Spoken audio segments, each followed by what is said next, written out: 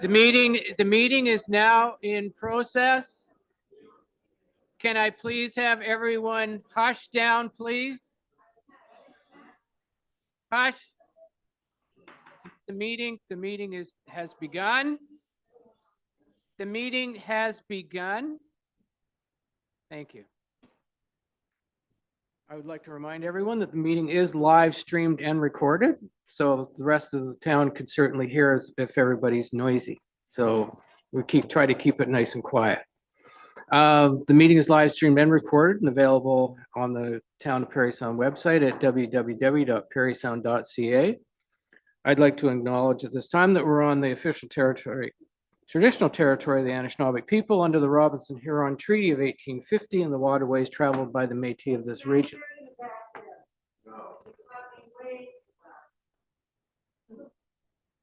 I'm talking way too fast. Okay, do we have the ability to increase the volume? I'm not sure. Chief Thompson? I don't have the ability to increase the volume, but the speakers aren't on in there, which are usually on. Oh.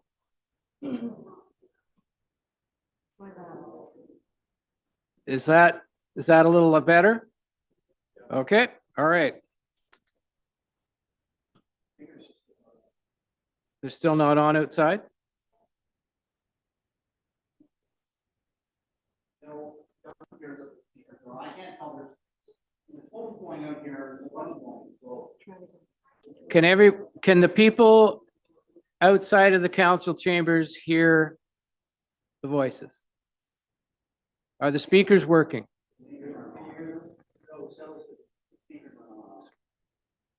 Ms. Johnson's having a look to see. You've tried them all? Okay.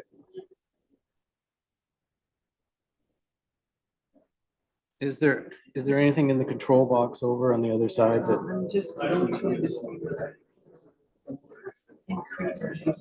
decrease the sound.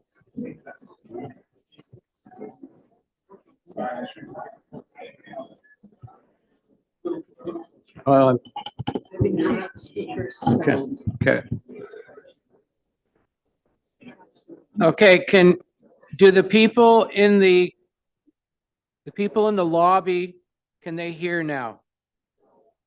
No.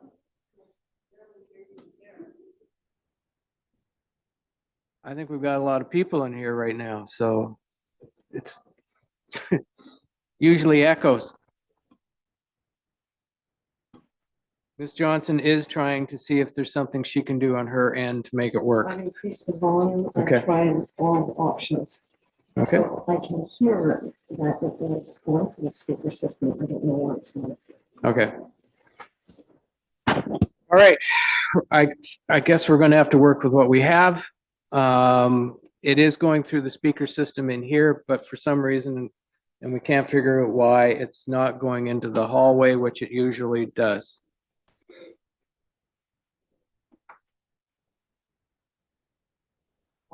Okay.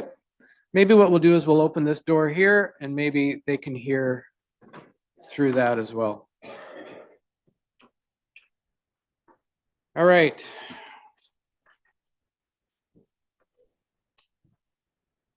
Are there any additions or prioritization of the agenda? Okay. I think the clerk notified us of an addition this afternoon, so I think we're okay. I want to take care of the opening part of the meeting first. Mover and seconder for the agenda, please. Councillor McDonald, Councillor Ashford. The council agenda for August 13th, 2024 be approved as circulated. All in favor? That's carried. Any disclosure of pecuniary interest or the general nature thereof? Nope. Okay. May I have a mover and seconder for the minutes? Councillor Keith, Councillor Gillespie. The minutes from the regular council meeting held July 16th and special council meeting held August 6th, 2024 be approved as circulated. Any discussion or comments on those minutes? Seeing none, all in favor? That's carried. We will go move now with council's acceptance. We will go right to deputations so that we can take care of that. I have one deputation on my sheet here. Jacob Kennedy. Okay. And it has to do with concerned citizens for the preservation of the Old Town Beach Bridge. I understand Jacob Kennedy is going to be the presenter. Jacob, if you could come forward, and I will ask, is there anyone else part of your deputation, or is it just the one deputation? Okay. Yes, you do. There's a side button as well. Yeah. There you go. Perfect. You might want to move the microphone closer to you because, yeah, we're Close? having a hard time hearing everybody. Okay, we'll give it a go. I'll try to project. Okay. And I have to do a share here, right, Rebecca? Yes. Share. Okay. I do full screen. Does that break anything? Everybody see? Nope, you're good. Perfect. All right. Good evening, everyone. Mayor McGarvey, council, staff, and concerned citizens. My name is Jacob Kennedy, and I'm here tonight to speak on the topic of town staff's proposal to demolish the Wabano Road Bridge. First, we wanted to start with some appreciation. Thank you for having us here tonight to discuss this important issue. Thank you for having the foresight to inspect the bridge in the first place and to source, budget, and already approve the funding necessary for the repairs to the bridge, and for recognizing the need for community engagement about staff's recommended bridge demolition and taking a necessary pause. For those who didn't know, the bridge was originally constructed around 1909 as a spur line to serve many local businesses across the Seguin River to Bob's Island, around the shoreline, and over to Smelter Wharf, known today as the Salt Docks. The tracks were removed in the mid-80s, and in 1991, it became part of the Rotary Algonquin Regiment Fitness Trail. The bridge itself being part of a section identified as the Waterfront Trail. To quote the Town of Parry Sound Trails Master Plan, the Waterfront Trail is the most significant trail feature in the town and will remain so. Its location along the waterfront and its accessibility make it an excellent facility that is already well used in the community.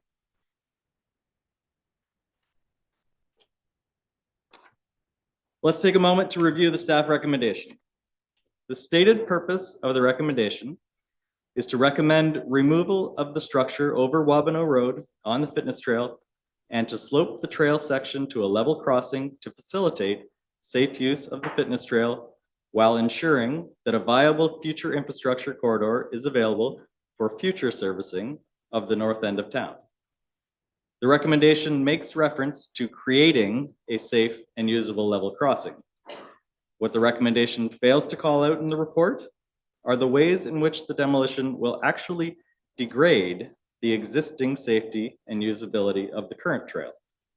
To that end, we'd like Mayor and Council to review the facts that are before us prior to voting on the recommendation in September.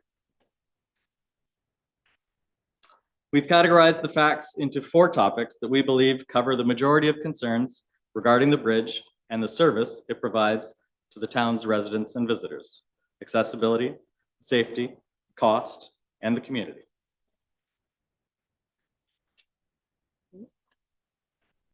First up, accessibility.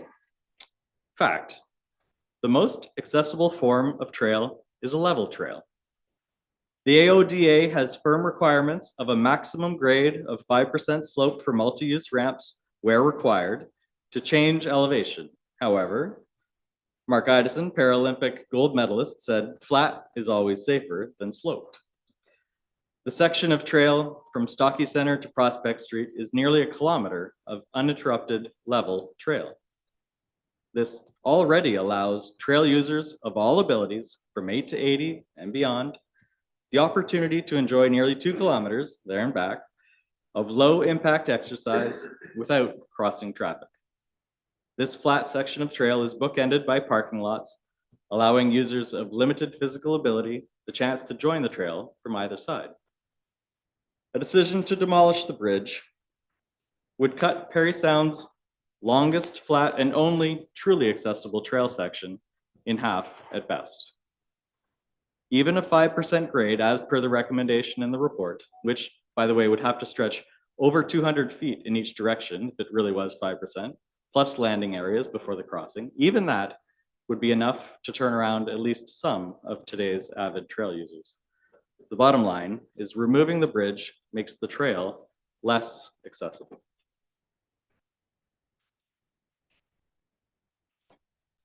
On the topic of safety, fact, according to the Ontario Traffic Manual published by the Ministry of Transportation, the complete separation of vehicular and pedestrian traffic allows for a higher degree of safety compared to at-grade alternatives. In civil engineering, they would call this type of crossing grade separation. With our bridge, we already have grade separation, which is normally the most costly part of creating this higher level of safety. Therefore, demolishing the bridge would be actively choosing to make the crossing of the road more dangerous than it is today. You only need to look at the other trail crossings where we have recently added warning signage to attempt to compensate. Let's talk about cost. Fact, $350,000 is already budgeted and approved for the repair of the bridge in this year's town budget. Tatum Engineering's professional inspections, the resulting repair estimates, and even the demolition proposal itself all estimate the costs to be under budget, and all of those estimates were inclusive of contingency costs. Lastly, the funding for these repairs are sourced from federal and provincial grants. So it's in budget, the budget is enough, and the town's not paying for it. That sounds pretty good to me.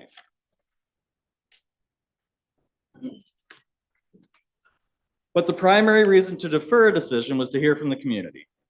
Fact, in the time between the June 18th council meeting and today, our group has canvassed the community, and the universal response has been support to keep the bridge. Nearly 800 Facebook users joined the Save the Bridge group. We, as of tonight, probably have 600 letters of support that have been signed and submitted. We brought them here tonight in case anyone didn't want to scroll through the digital agenda. Groups like the Carling Trailblazers, the Rotary, seniors, parents, children, tourists, and town citizens alike have all reached out to say that they support the maintenance of this already safe and level crossing. That's not to mention people who comment on the bridge's charm, beauty, personality, history, and nostalgia. There are also a number of people who are outraged that a demolition of a public space like this would be proposed in support of unknown future development projects that the public has not yet had a chance to review, but that's a topic for another day. You asked to hear from the community, and the community has responded, keep the bridge. So after reviewing the facts, the community who we're here to represent believes the answer is clear and asks you to reject the proposed demolition of the Wabano Bridge and to use the funding already approved to repair the bridge, preserving its safe and accessible use. The town official plan, section 5.9.11, states that trails should be preserved wherever possible. Well, preserving this trail and this bridge is possible. Thank you.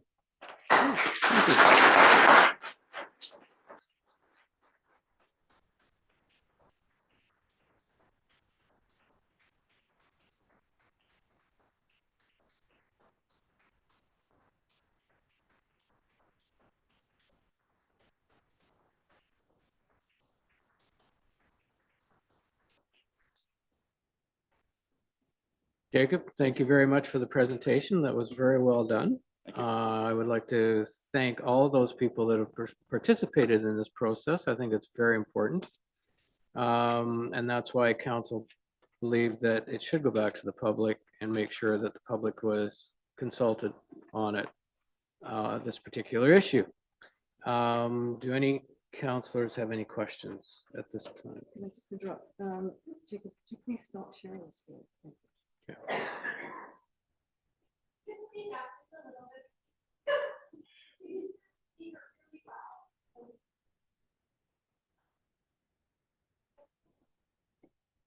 Does any council member have a question at all for Mr. Kennedy? No? Okay, all right. Thank you very much. And I would like to thank everyone that came out tonight to show the support. It is greatly appreciated. And for the presentation as well. And we obviously will have a copy of that presentation for our records as well. Okay, thank you.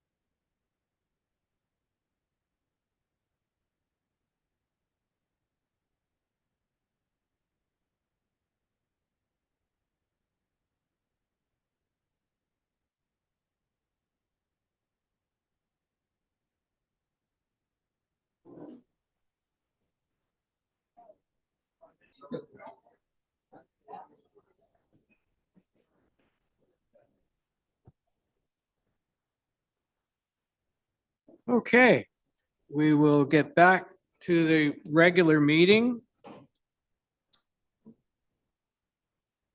And questions, go back to the regular order anyway. Questions of staff. Councillor McDonald then Counselor McCann, then Counselor Keith, and then Counselor Gillespie. Thank you. Thank you, Your Worship.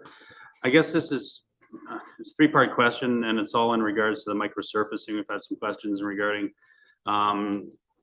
who's responsible for the cleanup of the loose asphalt. Will the rough sections smooth out over time?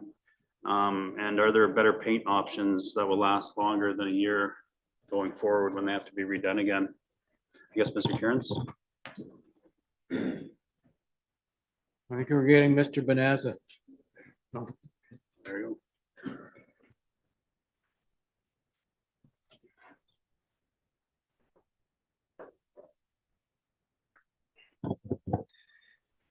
So through you, Mr. Mayor, yes, it will smooth out over time. It will be the contractor's responsibility for the clean up all the loose asphalt.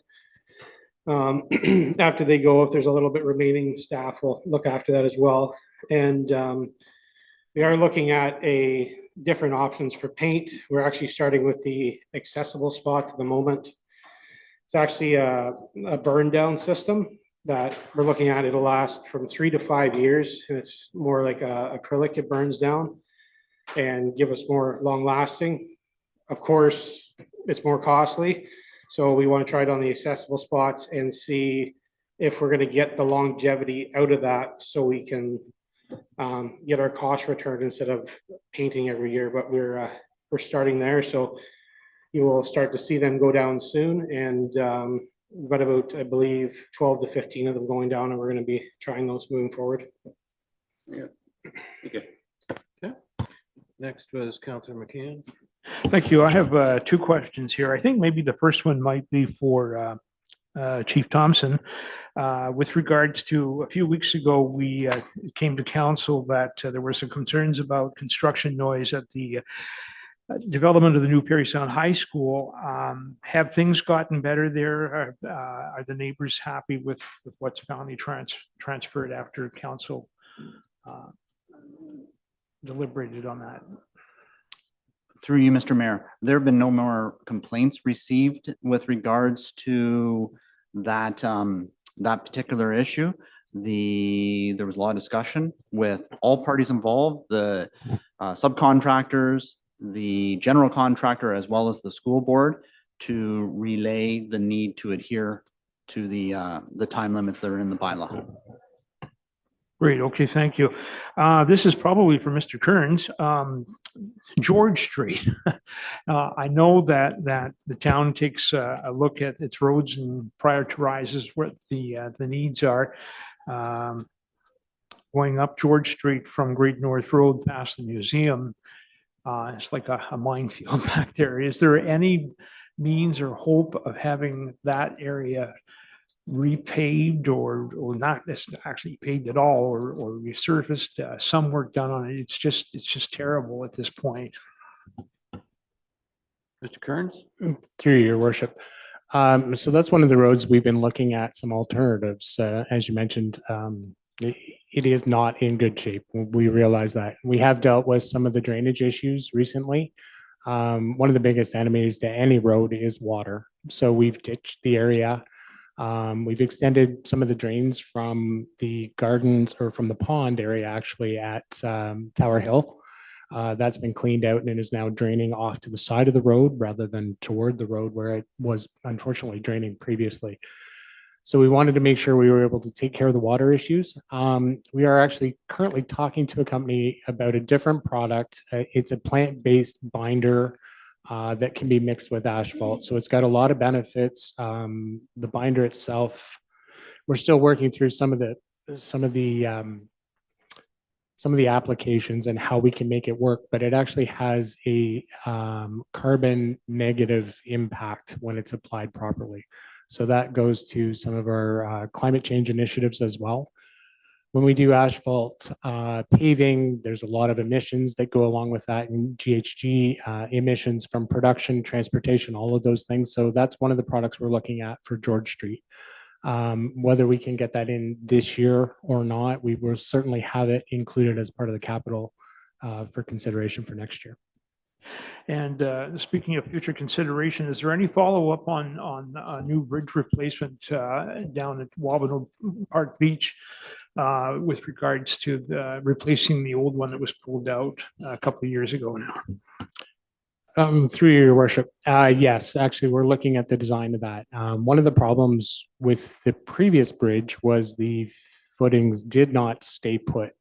What we do know is that the bay fluctuates. It has its own ebb and flow, literally.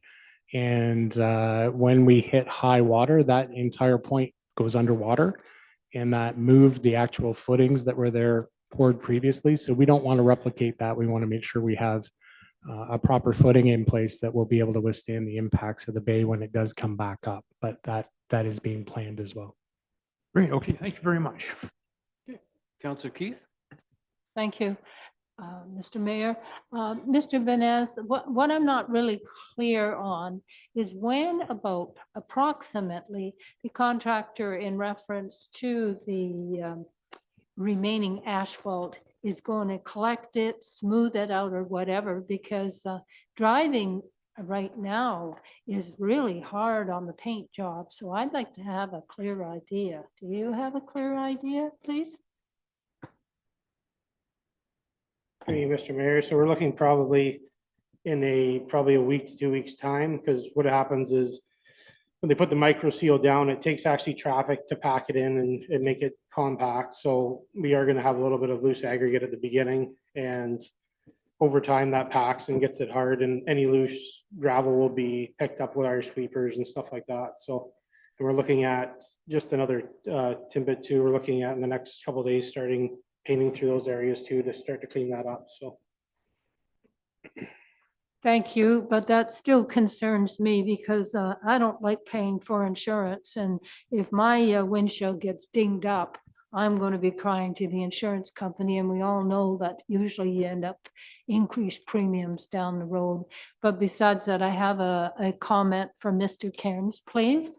And Mr. Cairns, I was just going to say it was a favorable comment I received actually twice in yesterday and today, and that was about our town beaches. Both were from visitors, but very impressed on how well our beaches are clean with that rake in the morning. And the comment that I thought was very interesting, a little comical at the same time, was that the one grandparent said their kid really enjoyed coming to the beach because they just liked building sand castles, and it was such wonderful sand that we have. So that raking in the morning really is appreciated, and it looks really good even throughout the day. So I think that sometimes in our community, we don't always say thank you for something that we may take for granted. So thank you is in order.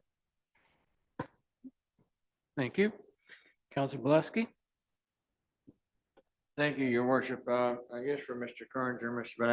Benanda. What's your road need study showing for Parry Sound Drive or Great North Road? They're both in really bad shape. Through your worship. So the road needs study is certainly part of it. So it was completed last year by Street Logics. So we had a scan done that gives us a PCI, so a pavement condition index. That's only part of the decision making. That's the surface course that you're seeing that's in bad shape. What we also need to do is assess the underground infrastructure, water, wastewater, and stormwater. The biggest cost in any of our projects is the infrastructure that no one sees. Sometimes it's hard for everyone to appreciate how much that costs.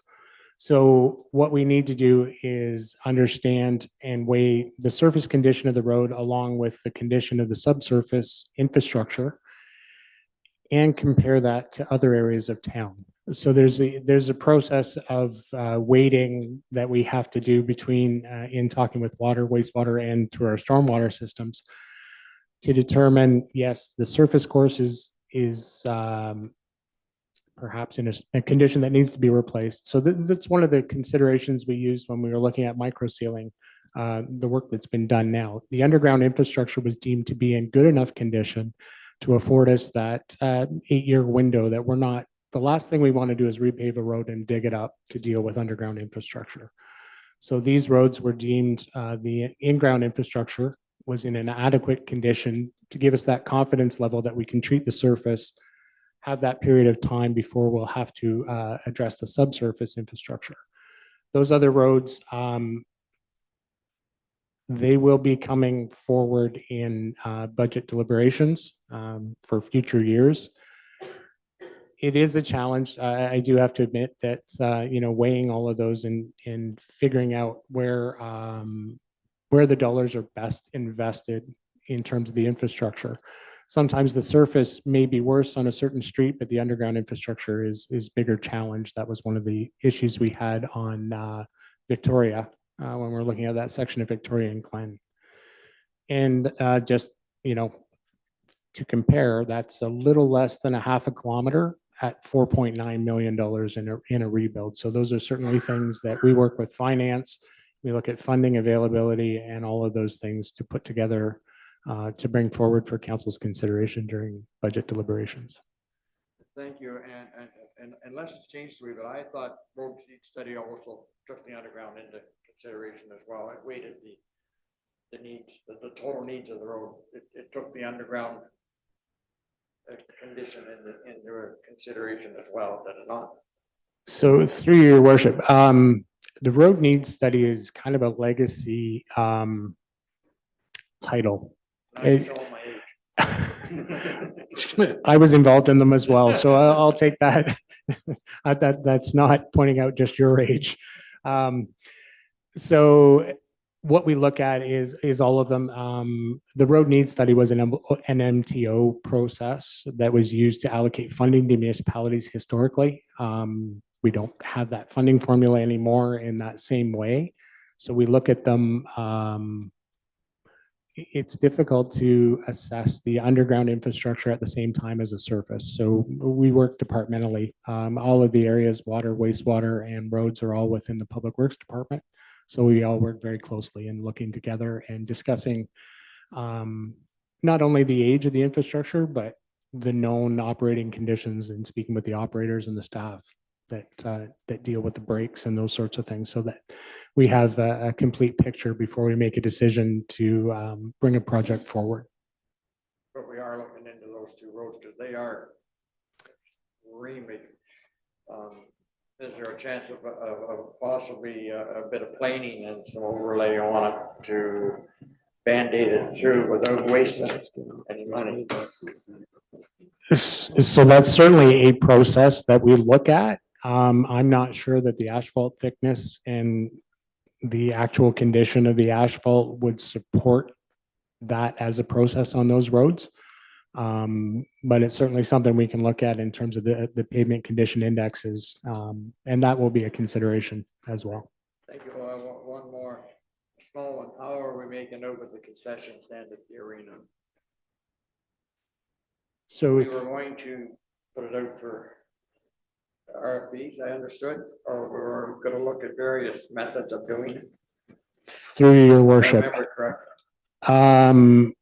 My recollection is we had hired staff last year, and I believe that was the plan going forward. We had previously put it out for RFP and had not received any indication that there was a desire. It is a very difficult thing to run because it's so sporadic. I think we had some success. If I recall correctly, we discussed perhaps giving them an entire season to run through with the staffing internally. That was a suggestion on the motion, but I had thought we'd kind of change the motion a wee bit to ask you to look at other methods or additional methods of doing it. We run that for just a little over 3 months last year, and it cost us $30,000. That's $10,000 a month over and above what it took in. That's very expensive, and we run it a whole year at that rate. That's when you put ice in September sometime and you're back out in Marina, that's a lot of money to run a concession. But I just think we had it the year before, Ronnie, by a local gentleman who didn't cost us anything. He was willing to work the hours that it took to run it. I don't think we ever had a complaint about it not being open during a lot of ice time. And it was completely revenue neutral. I hate to see us spending $10,000 a month to keep a concession booth open. That's Through your worship, I mean, if it's council's desire that we look into having an RFP to run it, I would suggest the year before was an experiment.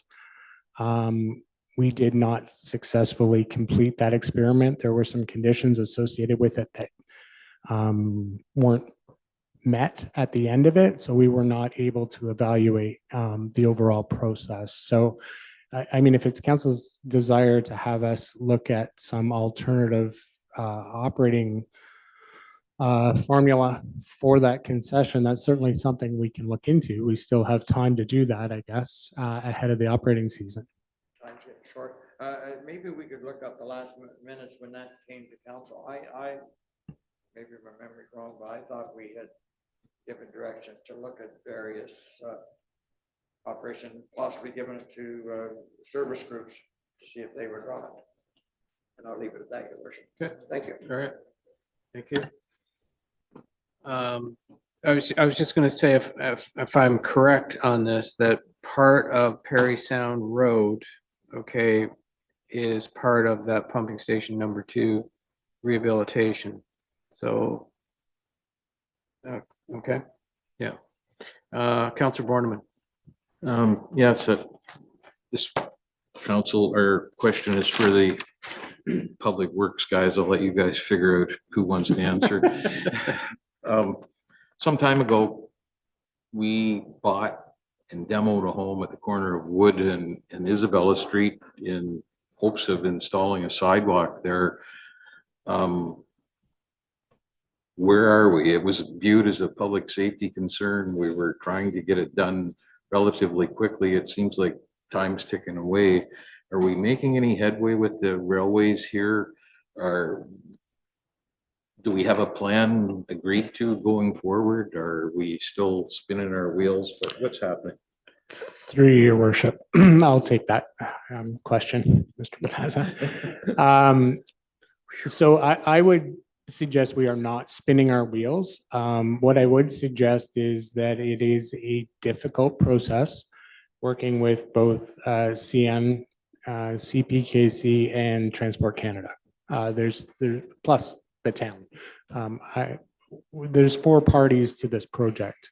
So we are making progress. We have design engineering completed and submitted to the railways. I think we made some progress in figuring out the signalization to the satisfaction of all parties, is what I understood. We are awaiting, I believe, an answer from CP, one of the divisions of CP.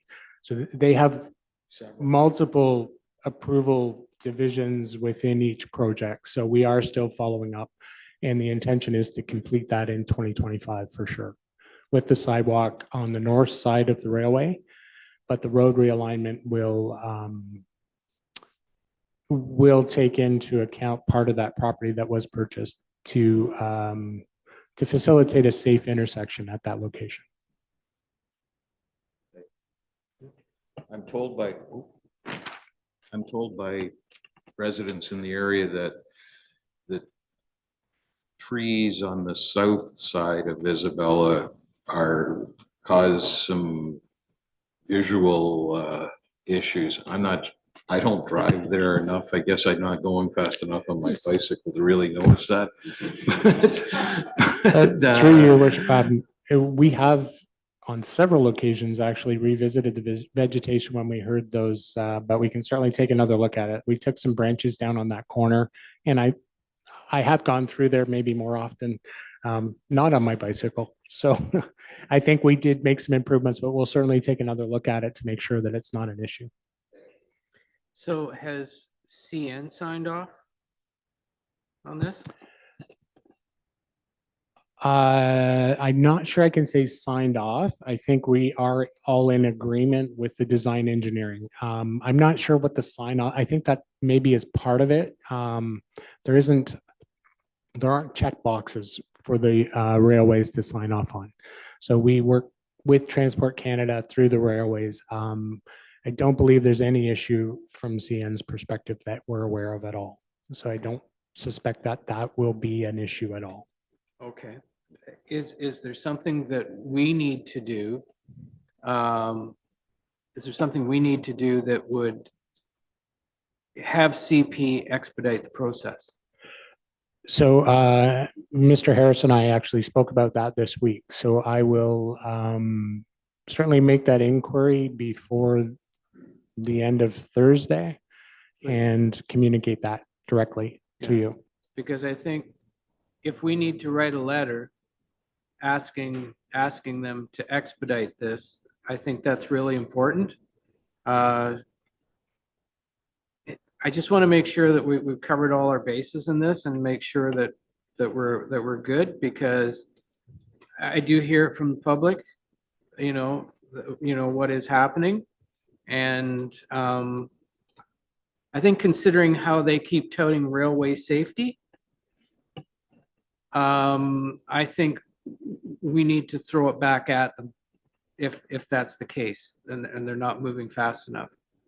So if you can let us know, and then the next meeting, if they have not moved enough on it that we consider it good, then I think a letter, and we make sure we copy it to a number of sources or whatever, so that they're aware that we're concerned about their railway safety as well.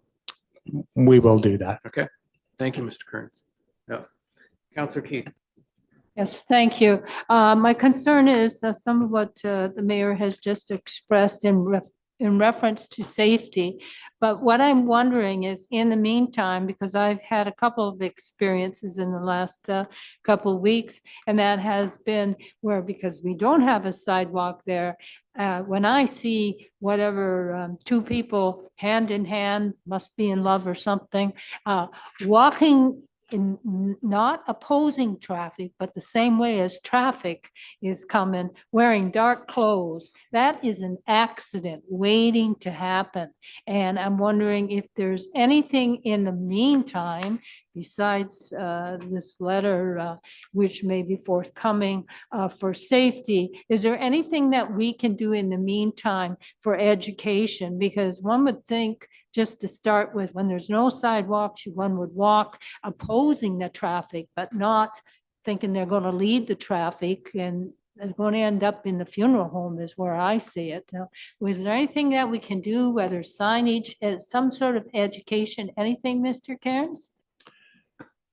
Through your worship, we will certainly take a look at that. I'm going to suggest installing signage within the railway right-of-way will be very difficult, but we do have the ability outside of that on the municipal road allowance to manage our own road allowance. So we'll certainly take a look at what we can do to try and make improvements there in the interim.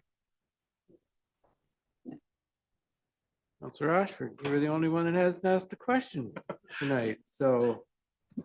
First question through you, Mayor.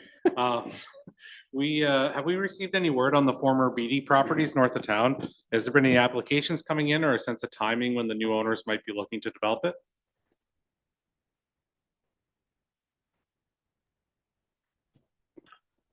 Through you, Mr. Mayor, there have been no formal applications received with regards to that particular property.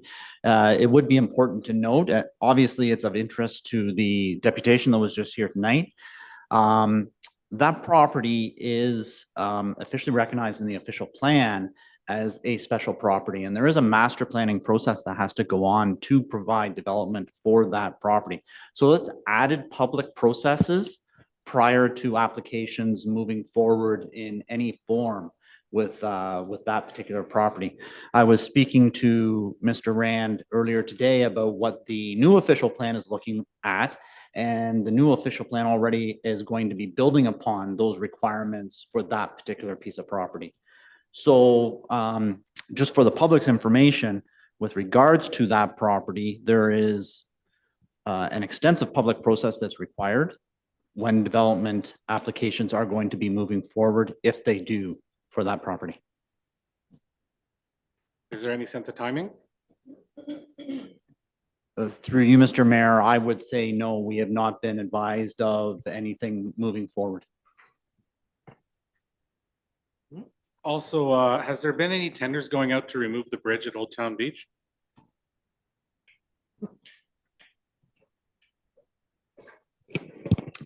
Through your worship, no. Council asked for public input on the process, and certainly staff would not move forward with a demolition tender for a structure that council has not made a decision on. Next, there are funds that we set aside for the bridge in the budget for the bridge at Old Town Beach. Are they from federal or provincial grants, and how does that process work? So each year we receive OSIF formula funding. So for 2023, it was about 1.6 million. And then through the budget process, it gets allocated to the most priority projects for core infrastructure. So through that, the 350,000 got allocated from that OSIF funding towards the Wabano Bridge project. Do you have anything further? Okay. And then finally, do we currently have any water or wastewater lines that run underneath the railways? And can we run more underneath the railways through where our roads go or other spots? Through your worship, yes, we have numerous locations where water, sewer, and stormwater pass underneath the railways at various locations throughout town. In terms of adding new infrastructure underneath the rail right-of-way, that would kind of relate back to our recent discussion on dealing with the railways have an approval process, so that we would apply for approval to do that. And that would have to be go through their vetting process. It would have to be approved and installed according to their conditions. And I do know that previous projects in town have taken a long time to get those pipes replaced, not necessarily new ones, but replacing existing ones underneath the tracks. So it is a process. When we did Forest Street, it was quite a challenge to get the infrastructure put underneath the railway tracks. Yeah. Cascade Street, the same. Yeah. There's the mayor. Cascade Street was done. There's council members. There were issues, and it was only accomplished when Those they are had a clerks. derailment south of Yeah. town. That's right. The boy is a counselor. Yeah. So that's another counselor to make all the decisions. Okay. We're done with questions? Can I have a hug? Okay, correspondence, Ms. Johnson. Everybody. You're gonna go with Grandma and Grandpa? Thank you, Your Worship. We just have one item of correspondence. It's from Tim and Kathy Dyer, and it follows first, I guess, from the deputation that was made by Ms. Dyer several meetings ago to council regarding the town dock and plans for the town dock and related cruise ship industry. The Dyer subsequently sent a letter with some questions following that deputation, and those were responded to. And this is then a follow-up from Tim and Kathy Dyer, thanking Mr. Harris and Mayor and Council for response to the questions, heartened that the town is seeking public input on the waterfront and related issues. And they have a additional couple questions as part of this letter, wondering with cruise ships if they could check on what indeed happens with black water, gray water from the cruise ships. Wondering also, although they were given some information anecdotally about the businesses that benefit from the cruise ship industry, if there might again be, as they suggested at a meeting, sort of a check with passengers on the cruise ships as to where they, perhaps how much they spent, where they visited, as well. With respect to the Service Ontario MNRF property, still contending again that they think it would be good to have that as a public parkland in perpetuity, and wondering if there might be public meeting and input on that. And again, advocating for public meetings and canvassing in multiple ways to get full input on waterfront development, increased cruise ship visits, and what the public vision is for the Service Ontario M&R lands. And that's the correspondence. Thank you, Ms. Johnson. The one thing, just because of the public that came in and whatever, and we were trying to get through the deputation, I forgot to mention that the resolution from the closed meeting, which was moved by Councillor McCann, second by Councillor Borneman, pursuant to section 239(2) and 3 of the Municipal Act SO 2001 C25 is amended. Council of the Corporation, the Town of Parry Sound moved to a special meeting closed to the public in order to address matters pertaining to D, labor relations or employee negotiations, collective bargaining negotiations, terms and conditions for a temporary hire. F, advice that's subject to solicitor-client privilege, including communications necessary for that purpose, collective bargaining negotiations. And K, a position, plan, procedure, criteria, or instructions to be applied to any negotiations carried on or to be carried on by or on behalf of the municipality or local board, collective bargaining negotiations, and infrastructure servicing. And that meeting was held, resolution was carried and the meeting was held. We're going to go to reports now, and we'll start with Councillor McDonald. Thank you, Worship. I'll make this short and sweet. On July the 18th, I attended the Industrial Park Board meeting.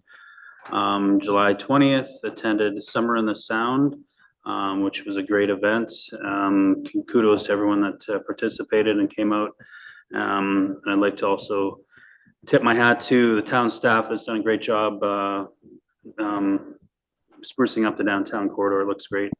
And August 6th, I attended a special council meeting, and that's the end of my report. Good, thank you. Councillor Borneman. Thank you, Your Worship. Good evening, everyone. Councillor McDonald mentioned the Industrial Park Board meeting on the 18th. On that occasion, we accepted the 2022 audit and were advised by KPMG that we should expect the 2023 audit next month. Capital project is proceeding well, and it's anticipated that it'll be completed by the end of this month. Last Tuesday, along with the rest of you, I attended the special council meeting. Earlier today, I attended a meeting of the Airport Commission. We are, in fact, seeing more larger planes, charters. This isn't always translating into additional fuel sales. That's dictated by their itinerary, where they're going next, and what loads they're carrying. But what is clear is that as a result of these, we are collecting more landing fees than anticipated. What is clear that there will be additional expenses at some point in the not very distant future with respect to security fencing to provide obviously some protections for those folks. The airport has hired a marketing intern, Sarah Hardy, who's hard at work, and the fly-in is scheduled for September 7th with a P51 Mustang being the feature this year. So I think that's kind of neat and pretty exciting. I don't think that we're going to be able to get in and fly around. Before Councillor Pulaski asked. On August 24th, the Biosphere will be hosting a sustainable transportation event at the Charles W. Stockey Center between 10 and 2. Everyone is welcome. Councillor McDonald was talking about the downtown, and I see April here. The Tuesday markets, the Tuesday cruiser events have been great. I've seen Miss Mullen online there someplace. If you haven't been out to catch bands on the bay, you probably should have been by now. They're well received, and it's a good night out. And that is my report. Thank you. Councillor McCann. Thank you very much. I had a thought a little earlier this evening when we were talking about questions with staff. And Councillor Borneman mentioning riding his bike down around Wood Street there, and I had this thought of him on his scooter with a slow moving sign on the back. So we're hoping that they get that intersection fixed up so that you can make it there. This is fully manual. There are electric ones though. Anyhow, good evening, Mr. Mayor, Council, staff and public. Thursday evening, the 25th of July, I attended the West Parry Sound District Museum monthly board meeting. We are holding them in person. Attendance and social media numbers certainly are up this year over last year and over the year before that, of course, coming out of COVID. Financial reports were received and accepted. Work's getting underway for exhibitions next year, and they include People of the Watershed, photographs by John McPhee, a scoot exhibit, a firefighting exhibit, and escape room. And regarding the scoot and firefighting exhibitions, Nadine Hammond has been doing some interviews that will go towards research and inclusion in these exhibits. Now, as far as our goals are concerned, we're working on a new marketing program ourselves, and we're putting out a request for proposals to respective companies to work on a new website, a new moniker, a new logo, and I would look forward to that in the next few years coming up. I as well attended the special council meeting last week here in the chambers. And there's one more note I want to pass along. You know, from time to time, we pay tribute to people that perhaps have passed on or passed away or moved away. And in this case, there's a couple that have moved out of town. I want to take this opportunity to a bit of fond farewell to a couple who have resided in Parry Sound for over 45 years and have just relocated to Kelowna, BC. Robert, or more affectionately known as Bob, and Marilyn Douglas have pulled up stakes to be closer to family. Bob was the sole owner of Doan Hall Pharmacy in the Parry Sound Mall after buying out his other two partners in 1983. And you may recall it took on the Guardian brand for some time, and eventually he sold the company to Gordon Lane in 2003, but he continued to work as a pharmacist. I can tell you that more than one person has received instruction from Bob on how to tie a Windsor knot, and I was one of those individuals. Marilyn, a registered nurse associated with Medical Associates, I understand, was there for many years. They serve their customers, their patients, their friends, the community very well, and we certainly miss them already, and we wish them all the best. And that is my report. Yeah, thank you. Councillor Bileski. Thank you, Your Worship, and good evening. On July the 18th, I attended the West Parry Sound Municipal Association meeting. We discussed a follow-up to the spring meeting, which some of us were there, some of the staff and that were there. It was a very, very good meeting. Minister Sunuma was there, and it was went a little long at times, but it was very good, very successful meeting. And I attended the special council meeting last week, and that's my report. Thank you. Thank you. Councillor Ashford. Lots going on in the summer around Parry Sound. One event I got to make it to was the Festival of the Sound free concert this year. It was really well attended. Loved it. We had some family playing in the concert, and even my girls were able to sit through it without too much interruption.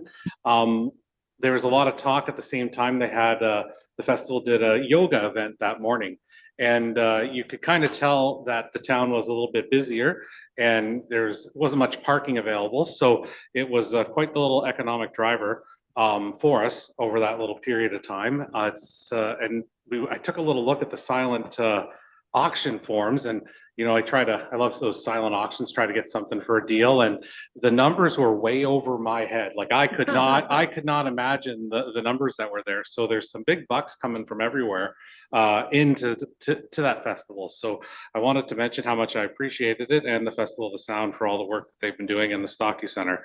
Another meeting we had was the pool committee met and kind of are moving along the project, and everyone around town can see they got the pylons off the road now, so it's not as obvious to us that work's going on, but that piece of property is looking ready. And Halls is ready to hand it off to Ball Construction to the next phase of the project and get things ready for the winter goals.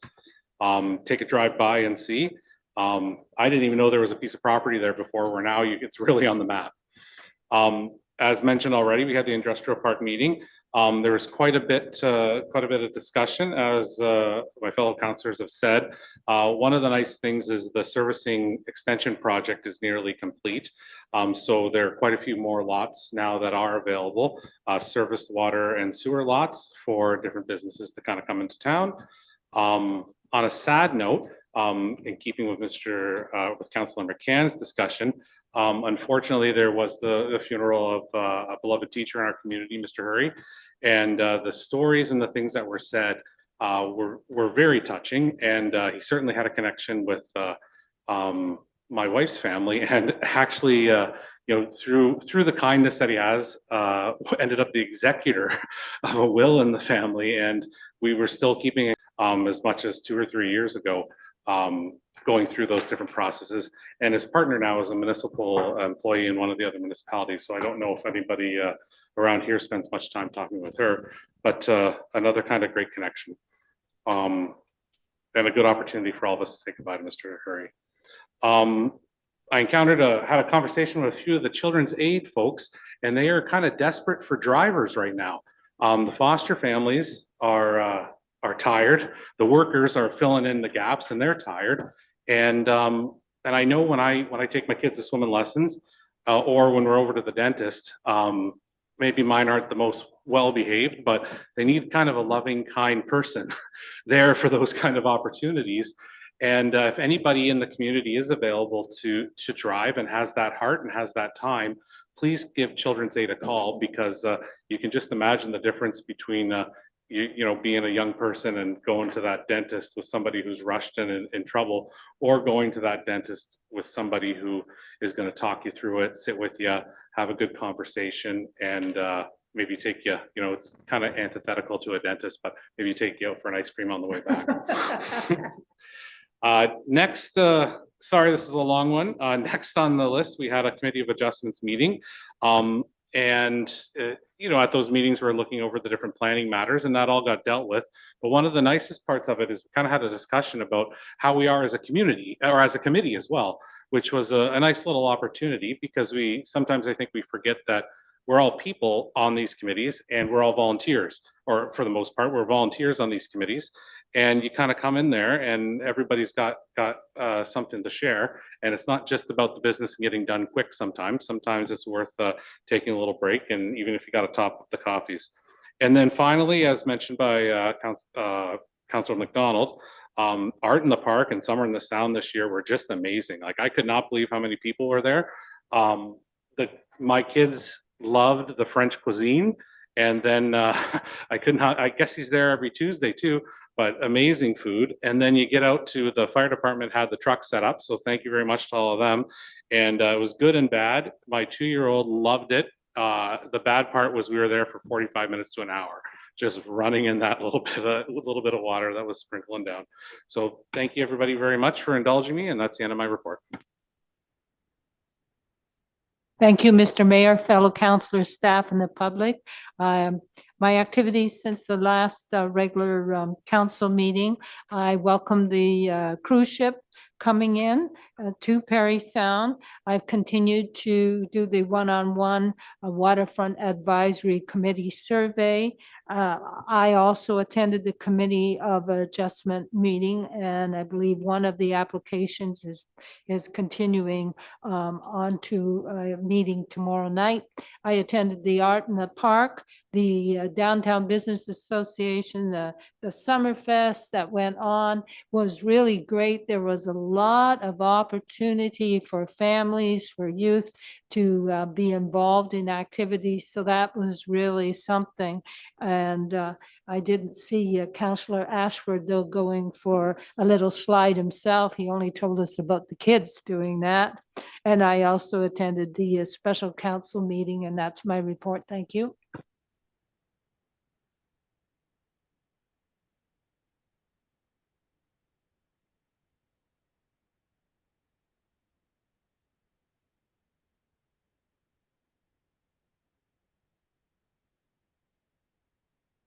I'll begin again.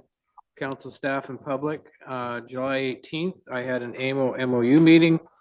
And then also right after that meeting, I had a meeting with AMO staff about a program that's being developed for their Healthy Democracy project that I'm helping work on. July 19th, Festival of the Sound, opening night. I brought greetings on behalf of council and presented a 40-year certificate to James Campbell for his position of artistic director, and I must say that James has brought a lot of life to the Festival of the Sound, and certainly excellent programming over the years, whatever, that has certainly brought the crowds into Parry Sound, which are greatly appreciated. And the festival is also celebrating its 45th anniversary as well. So certificates went to the organization and to James. July 19th was the weekend of Art in the Park. I want to thank the organizers for assembling the event. I didn't get there till Sunday because I was working that weekend. I also want to thank the DBA for putting the Summer in the Sound event together. I heard it was well, but when you got another business to run, it's tough to get away and enjoy some things sometimes, especially when summer is so important to those businesses. July 31st was a special pool committee meeting. Councillor Ashford's covered a fair bit of what the pool committee is doing right now. August 4th, I brought greetings from council to the Georgian Bay Regatta wrap-up event, which was held at the Legion. The finish line for this race was Parry Sound. So there was boaters from all over Georgian Bay that raced to get here to Parry Sound. It's about a 3-day event or longer. And I believe they start down near Christian Island and then they work their way this way. And apparently the last day of that particular race, the wind was really, really nice and they had great sailing into Parry Sound. So, and that was great. Very happy crew. They certainly filled the Legion for their sort of finishing supper and awards presentations that they had. Today, I attended a SNAP MOU meeting that was called by the province, and council should have received a copy of the DSAB report. I forwarded it through. Okay, very good. That's my report. And right now, Mr. Harris is going to introduce our new Economic Development Officer. Thank you, Mr. Mayor. Certainly, I'm excited, and it's my pleasure to introduce Jeff Tom. He started with the town July 29th, so he's fairly recent to the organization. Previously, his most recent position was a small business advisor in a major financial institution. Prior to that, he's had experience in marketing manager and executive account representative. So he's a good fit for what we need here at the town, and I'll turn it over to Jeff to make a few comments. Should be just the top button right now. No, yeah, there we go. Welcome, Jeff. Thank you very much, Mr. Harris. Thank you for the introduction. Your worship, members of council, thank you for welcoming me to the council meeting tonight. Probably the most well-attended council meeting this year. Perfect timing. To the other members of staff and to the public, it's great to be in Parry Sound. Really excited to be here as the Economic Development Officer. Really looking forward to connecting with businesses, the stakeholders in the community, yourselves, to really implement the strategic direction that council has already passed as far as economic development is concerned. Really implement the kind of strategic direction council has already approved, and certainly do my best to grow the business climate here in town for existing businesses and any new businesses that would like to locate here. So really thrilled to be here. Looking forward to meeting all of you individually over the coming weeks. I have been conducting meetings over the last 3 weeks with stakeholders within town, the CBDC, the Business Center, FedNor, Northern Ontario Heritage Fund. I've met with RTO 12 already, and I've still got lots more to do. And of course, really looking forward to meeting business owners in town as well. So again, thank you very much, and I'd be happy to answer any questions if there's any for me. Great, thank you, and welcome. Thank you. Yeah. Councillor McCann. Yeah, thank you. I would just say welcome as well and ask you where you're originally from.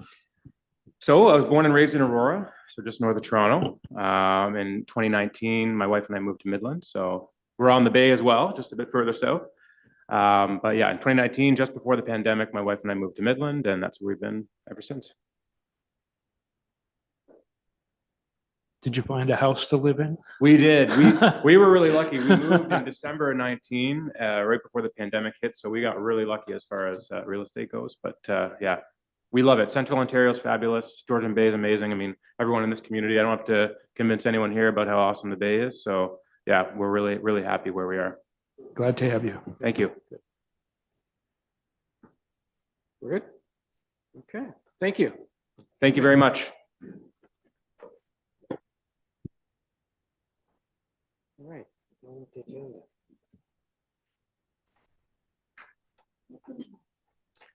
Item 911, moved by Councillor Borneman, seconded by Councillor McCann, that staff be directed to release an RFP in the fall of 2024 for the operation of Big Sound Marina by qualified private operators, and that staff include the 2025 budget funds to move the pump out station from the town dock to Big Sound Marina, and that staff prepare an operational plan for the town to take over the operation of the town dock in October of 2025 for council consideration.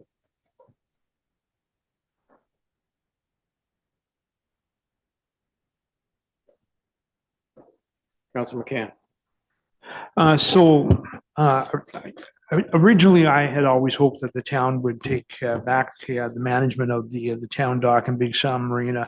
The report that we've had done recently certainly suggests that our best advice moving forward, or best action, would be to have put it back into the private sector.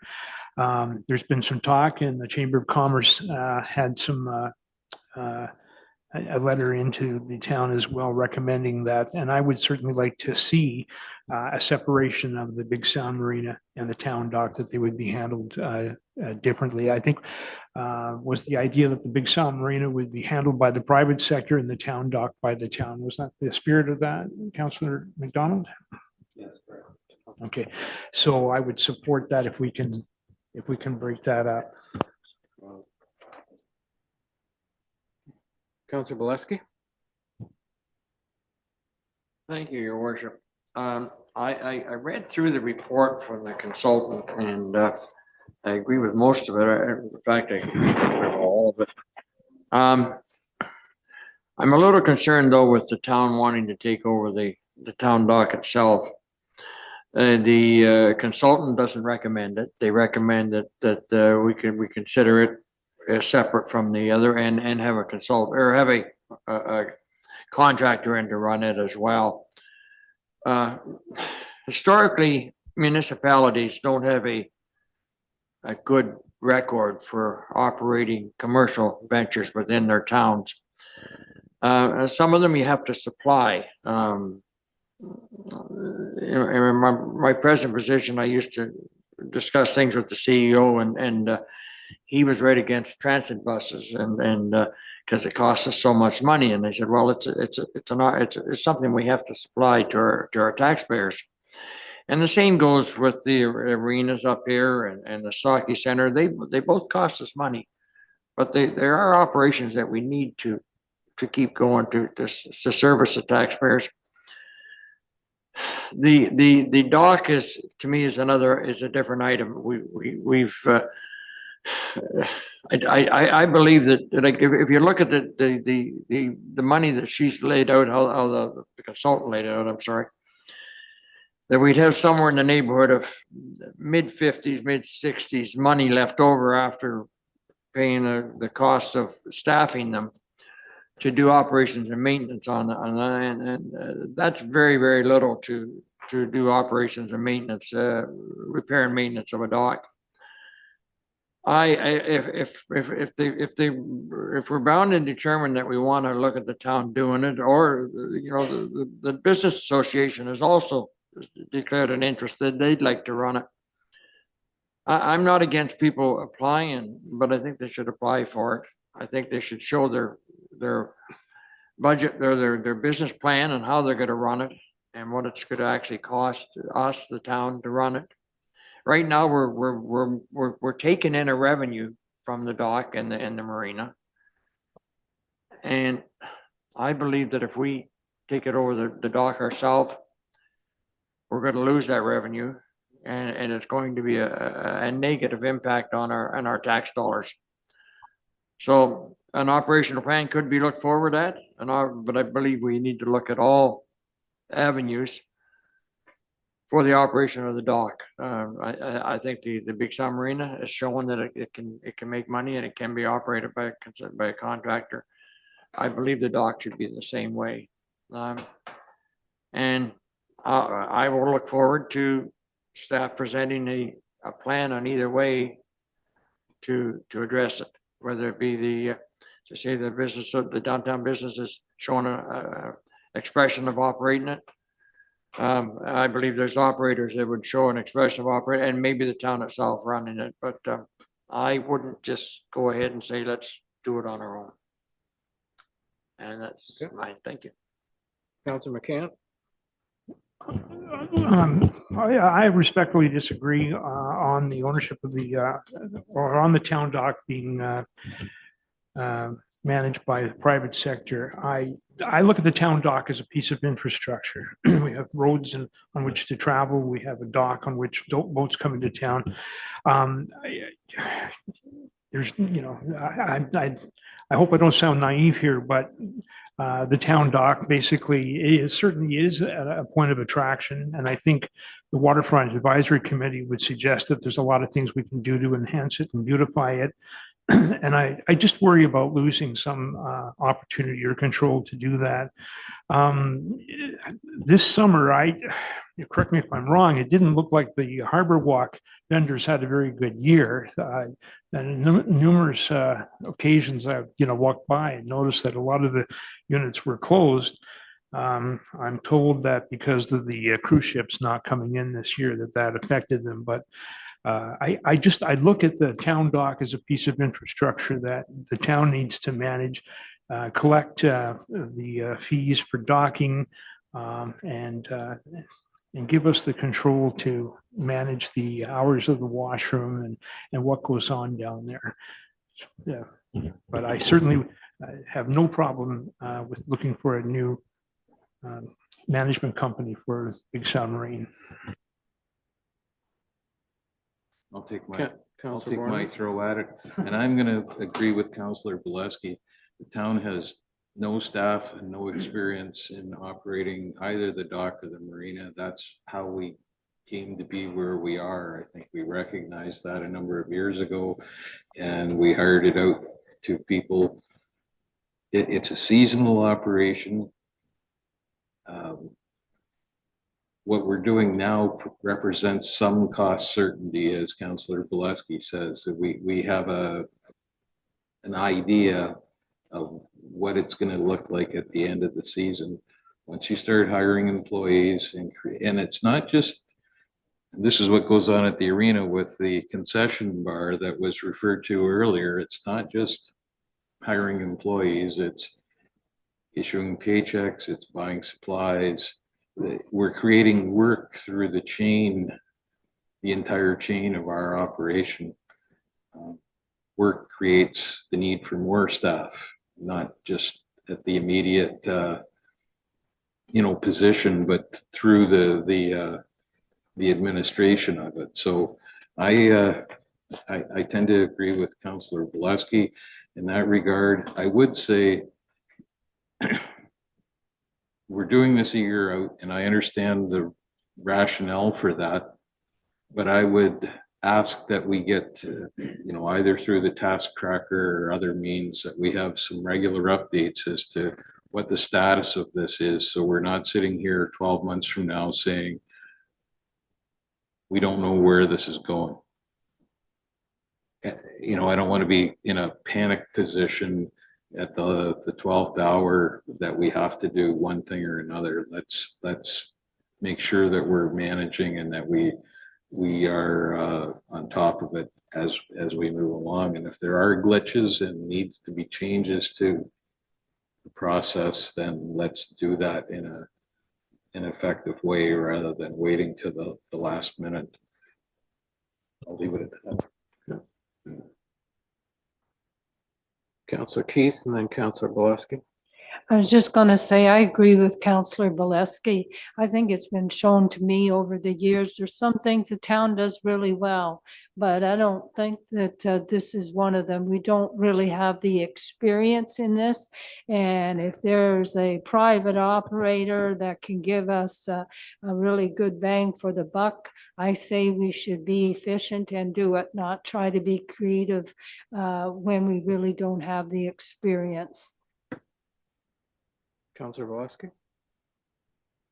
Thank you, Your Worship. I unfortunately don't have the eloquence that Councillor Bornham and Keith have. We should remember, we don't own the dock. We lease the dock. And we paid a fair sum of money to get a consultant in to look at it, and the lady did an excellent job of putting it all together. And she's recommended and seen the obvious that the town shouldn't be operating it. So this has gone for a long time, but I'll leave it at that and say that I don't want to see the town operate the dock. Councillor McDonald. I mean, it makes sense. If it's going to cost the town, or it's going to be a money pit for the town to run, or we're in no better position financially than having somebody private run the town dock, then certainly, it doesn't make sense to add more to our task. But at the same time, if we want to start making improvements to the town dock, and that's been lacking for a number of years, do we have to be in a position where we're going to be running it ourselves to put money in, or does the contract with the operator have to stipulate a little bit better their expectations as to what we want to have done to the town dock to be brought back up to snuff, not fall into disrepair the way it has? So I think there's a number of things we have to look at and consider, but it would be nice to see the town take it over if it's not worthwhile, and if we're going to lose money, then certainly it doesn't benefit, but it would be nice to see kind of the figures on both sides. So I'm just going to throw my 2 cents in on this. And I think at this present time, my suggestion would be is that we look after the town dock and operate it purely from the standpoint that there is significant repairs that are going to have to be done on it. And a private operator, there'd be another third party that we would have to deal with, which would mean they could lose revenue, and we could be in a position of having to be penalized because of whatever funds we might get from them because of work that might have to be done. And I think it puts us in a better position to control the work that is going to need to be done. And there is significant work over the next few years that has to be done on that dock. And we're not having to deal with a third party to displace them or whatever might happen because of work that has to be done. I just think it gives us a much better control on being able to deal with it at this present time. So that's something that you should consider. In the future, it might be different, but I think at this present time, I think we need that control. Councillor McCann, then I think Councillor Borneman. After those two. So, Mr. Mayor, you believe that we should keep the town dock within the operation of the town? Yeah. Well, certainly that's what I believe as well. I'm wondering it, and again, indulge me if I'm being somewhat naive here. I know that there's a lot of moving parts to the Big Sound Marina in terms of tourism and all that goes on there, but are we overrating or making it more complicated than the town dock has to be for operation? I mean, it's a dock, boats come to tie up and plug in and use the bathroom. So I might be oversimplifying it, but I do like the idea of being in control and being able to work with some sort of a vision. And as you say, not have another party involved. You get too many cooks in the kitchen and you have a catastrophe. Councillor Borneman? So I'm listening to that and I'm thinking to myself, are we hiring a dock manager on a permanent basis? If we're contracting that position out and it's a 2 to 5 year contract, are we going to get the kind of senior staff with the experience that we want on that basis? Or are we going to get someone who's maybe a little lower down on the ladder? No matter how we do this, how the contract is written will determine what happens there. And at the end of the day, you know, the feds do own it, but and the state of repair that it's in currently, to Councillor McDonald's point earlier, is on us, not on the operator. We decided what the budget was and what monies would be spent on rehab or not the operator. So going forward, that same situation will exist, whether we do it through a manager that we hire or we contract it out to a firm. It's on us. How much money are we willing to spend on the facility to repair, replace, upgrade as it needs? So I'm just looking at the community and the people who know that business are in that business. And whether they hire on as manager through the town or they do it through their existing company, those are the folks that we're looking at to operate this thing for us, not an intern out of school in my mind. Councillor Volosky? Thank you, Your Worship. I don't really want to take we need to remember, even if we contract it out, the contractor answers to us. We're still running the dock. We're setting the criteria that they'll follow, the operations of it, and how they're going to operate it, and what they're going to charge. We're the control factor of the whole thing. They're basically in a way working for us. There's quite a bit of different hours. It's when you hire your own staff, the hours can't be flexible. They find that during sometime in the afternoon, it's not very busy. The operator can go do something else. Town staff can't. They're obligated to stay there. I'll keep it short. I just, if we try and run it ourselves, I think within a year, we're going to find that we're going to be using taxpayers' money to keep it going. I'm quite positive of that, and I believe that we should contract it out to a private organization. And I would like to make a change in this, that the third paragraph there that we look at putting an RFP out for the operation of the dock as well. We don't have to accept it, but we can put it out and see what we get. Chief Thompson? Through you, Mr. Mayor. This resolution by staff was prepared as a single resolution, and listening to the conversation, I'm wondering if the clerk would recommend that it could be broken into 3 separate resolutions. And at that point, the one issue that seems to be of debate could be voted on its own rather than complicating it with the other two issues, which don't Yep. appear to be of concern at all. It was going to become convoluted. That is a great suggestion. Yeah. So I think we'll deal with the first paragraph first, okay? Which is that staff be directed to release an RFP in the fall of 2024 for the operation of Big Sound Marina by qualified private operators. Any further discussion on that? All in favor of that? That's carried. Okay.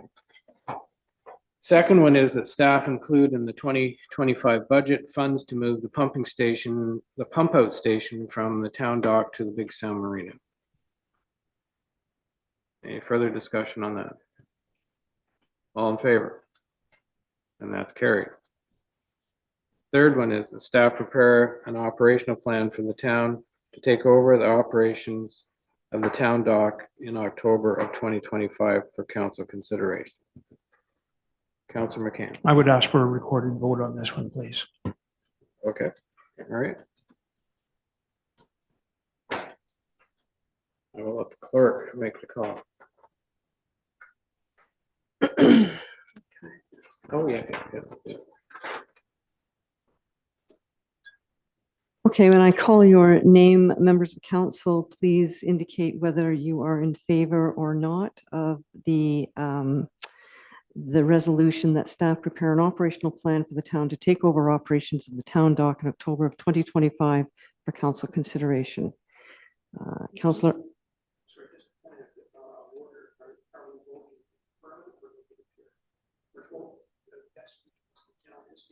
Yes. Councillor Ashford? Yay. Councillor Bileski? No. Councillor Borneman? Councillor Keith? No. Councillor McCann? Yes. Councillor McDonald? Yes. Yes. Councillor, Mayor McGarvey? Yes. So this passes 4 votes to 3.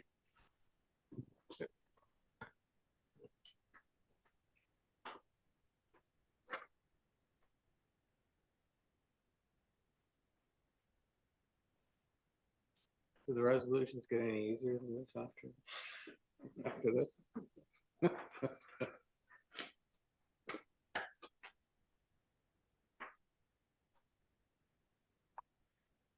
And a night to remember.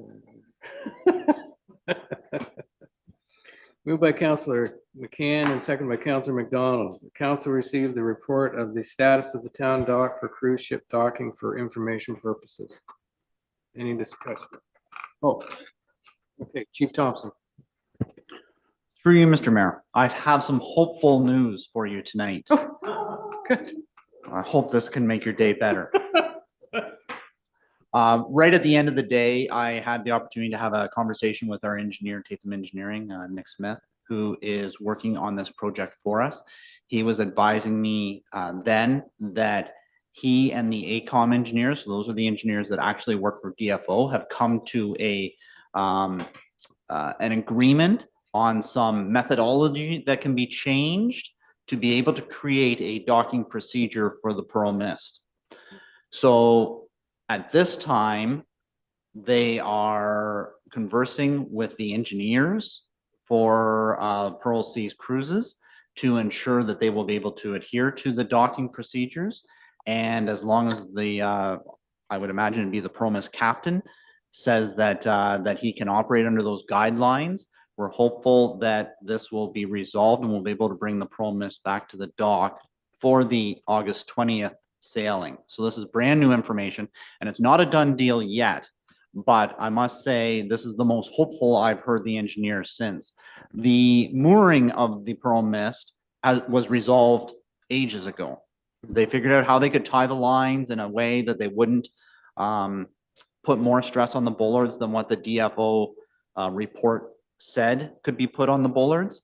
The last 2 months have been spent solely trying to get around the issue of the Pearl Mist coming up against the dock. That's called the berthing process, and not putting more stress on the dock than what the AECOM engineers working for DFO had defined.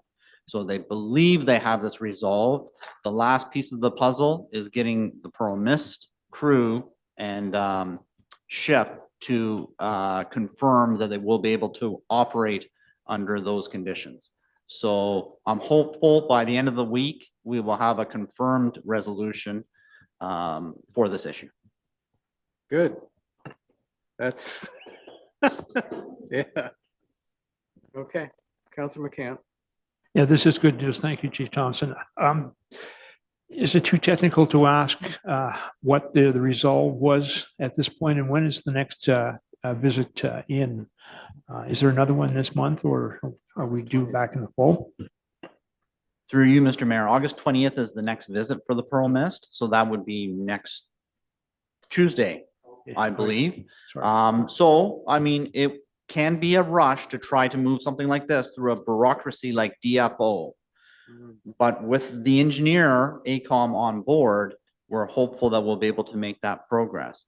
With regards to the resolution, I would say it's extremely technical. It has to do with the forces that come up against the dock and the deflection that occurs when the ship hits the dock. There is always movement in the dock when that occurs. And the resolution is a combination of the speed with which the boat comes into contact with the dock, as well as increasing the possible deflection due to that speed. There's lots of numbers involved. Okay, very good. I think I was just very excited to hear the good news, and I didn't hear the rest of the details. Anything further on receiving this report? All in favor then? That's carried. Thank you.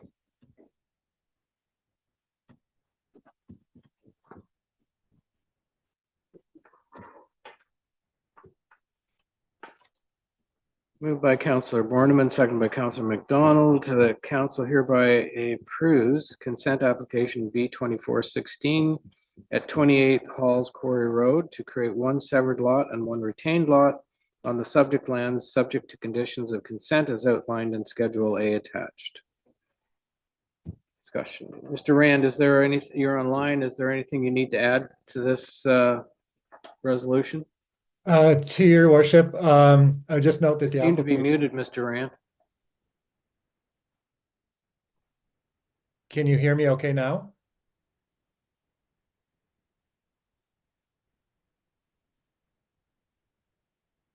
How about now? Still muted. Okay. Can you hear me?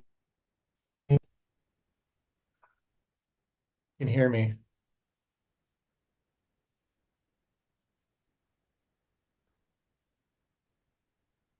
Your worship, can you hear me now? Yeah, you're still muted.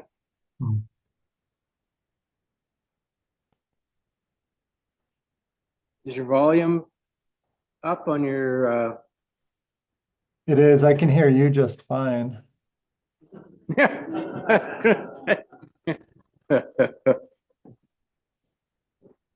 You can't hear me at all. My apologies. Your worship, if I can maybe try to interpret for Mr. Rand, he knows my numbers. You're gonna lip read? And if I misspeak, I'm pretty sure I'll get a text or a message very quickly. Okay.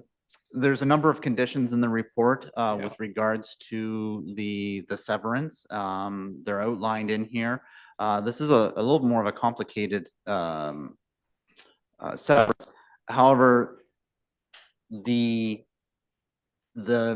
lines are going to be redrawn so that the quarry is virtually on its own property and that its zoning is going to be very specific to the quarry. The campground is then also going to be solely on its own property. Yeah, Mr. Rand is interpreting for me here as we go. So there's no additional development proposed for this application. So it's just a separation of the existing developments that are on the site. Any expansion of the existing campground or marina would require a zoning amendment and a site plan agreement.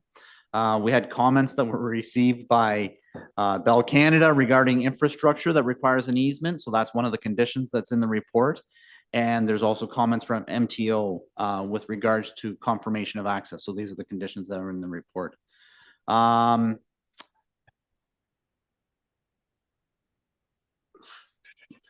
That is generally what Jeremy's providing me here with, as well as what I recall from the specific application. So if there's any questions, we can relay those through to Jeremy and back to me to answer. All right. Any questions? Counselor Keith? Yes, thank you. I noticed in the report that it does say there was building discrepancies. Now, does that really affect what we are trying to do tonight, or can that be straightened out afterwards? Through you, Mr. Mayor, and to the councillor, that is actively being worked on currently through building and bylaw with regards to those issues. So there's active I'll call it enforcement, for lack of a better term, ongoing to resolve those issues. So this does not really affect resolving those issues at all. What this application did was it highlighted for us that there were some existing issues that we need to resolve. Okay. Any further questions? No? All in favor then? And that's carried. Thank you.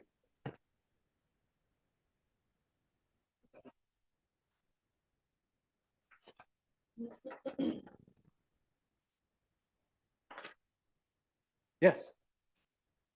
I apologize. Can I raise a point of inquiry? I think I had a direction I wanted to add to the agenda. I think I was supposed to do that at the agenda time, approval time. I believe the clerk's already done it. Oh, is it already in there? Yes. Okay, perfect. Yes. Thank you. Yeah. Next, moved by Councillor Borneman, seconded by Councillor McDonald, that whereas Schedule C 5E of bylaw 2024-7429 requires council approval for staff to attend out-of-province conferences. Now therefore, council authorizes Bobby Orr Hall of Fame curator Caitlin Dyer and the Stocky Center manager Nicole Mullen to attend the 2024 International Sports Heritage Association Conference in Boston, September 17th to September 19th, 2024, and that conditional upon conference funding secured to cover the full costs of one participant, council authorized Sadie Peru, okay, sponsorship and fundraising coordinator, to also attend the said conference. Any discussion? All in favor then? And that's carried.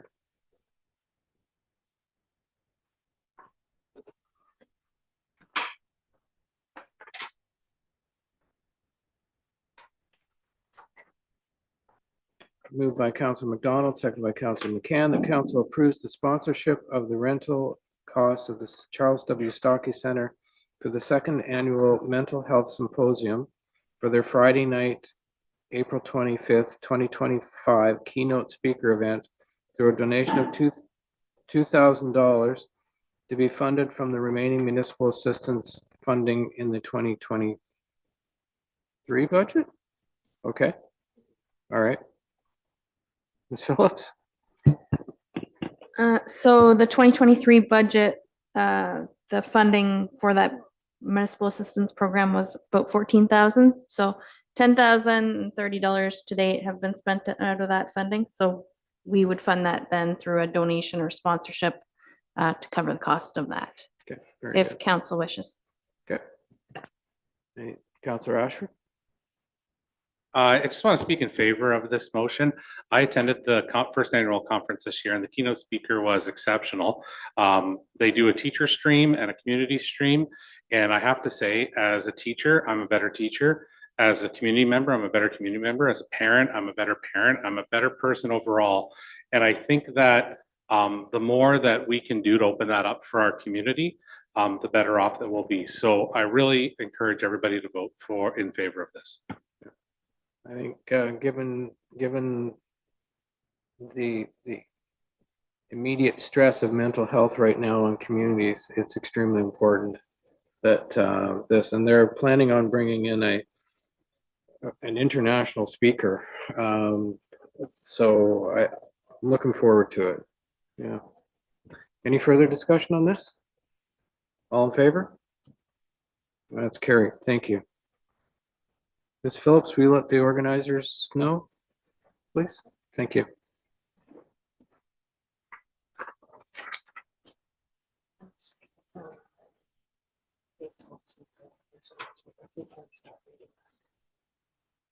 Oh. I'm supposed to ask for your response before I read this resolution, Chief Thompson. Thank you, Mr. Mayor. Due to a little bit of internal staff confusion, we had a request from the applicant to withdraw this particular application. He had decided that it was getting too late in the season to move forward with it now and was going to wait till next spring to make this application. Okay. So at the applicant's request, he's withdrawing what he was asking for here. Council in favor of withdrawing? Okay, that's carried. Just regular withdrawal. Okay, all right.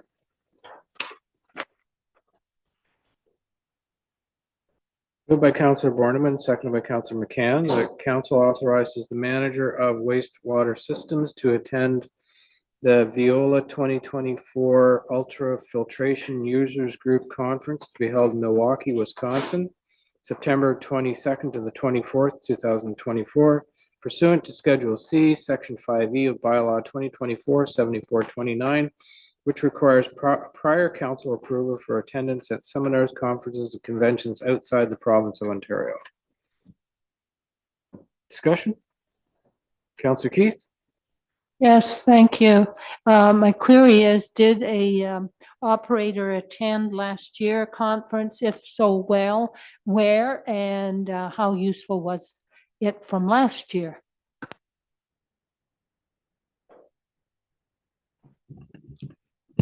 Through your worship. So yes, last year, the manager of water systems did attend the annual conference from Viola.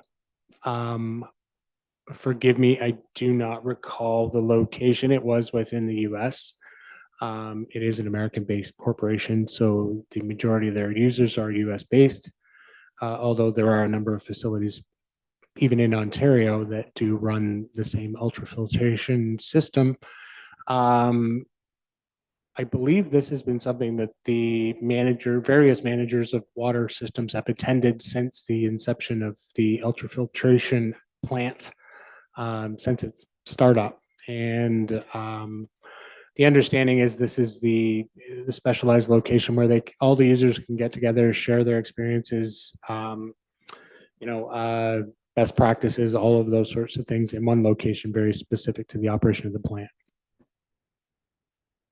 So just for a follow-up, so they get all this networking and they get this useful information and they bring it back, and how do you ascertain how useful the information is that they receive? Do you do any sort of a report or assessment in any way, or do you just say, hey, was it good conference, not a good conference, and that's it? Through your worship. So we leave it up to the manager to make that decision, as they are responsible for the operation of the plant. As the overall responsible operator, they have legislative requirements in terms of the operation of the facility. So it's certainly something we can do, have the manager come back and perhaps present to council what information was learned, what was garnered from it, and what sort of experiences and maybe the positives that were received from attending the conference. That would be my comment. I think it would be interesting to know what valuable experience they gain, because it seems that various years a manager goes away, and I can appreciate they glean some knowledge, but it would be kind of nice to hear something firsthand. Thank you. Anything further? All in favor? And that's carried. Thank you.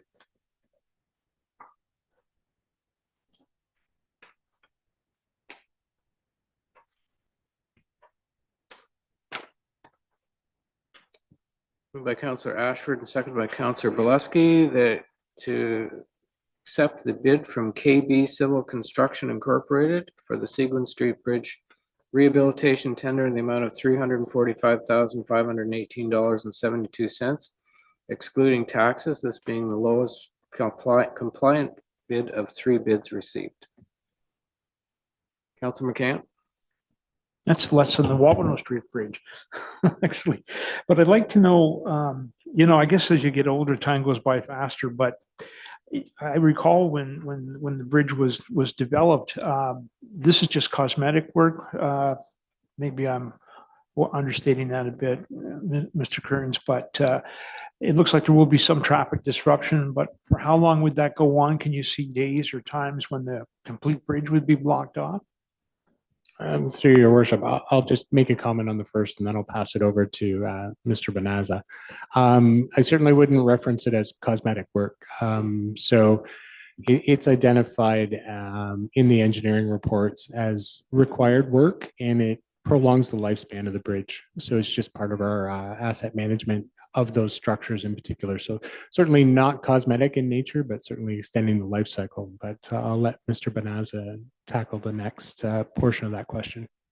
Yeah. Through you, Mr. Mayor, I'll add on a little bit and tackle the other question. So what we're looking at, we did have the sidewalk sounded, and we do have a lot of delamination through the sidewalk. It does look good to eye. Structurally, it's not. So we have to rip up a lot of the sidewalk, re-coat that rebar and re-pour that all down. We're looking, there's also on either side of the strip seals, we're doing concrete work through there. We're doing pointing masonry work through each end of the stones. We're doing on each end, so we're doing like end treatment work for guide rail. We're going to be adding a guide rail on the Great North side, as there was not one in the past. And we're going to be cleaning out the girders inside. I know in the past there was some residents in there. So from that, it is actually corroded a little bit. So we want to clean that out and recoat where needed. And we want to install U-bars in there for better access for inspections. And also we have looped in every 5 years. We'd like to go underneath and get full access under the bridge with a big inspection truck that they have to bring from the city to go underneath and look at the hole underneath. We've wrapped that up into that as well. Switching to the traffic control side, we've held this project to after September 1st because we know we're getting out of the busy season out of summer.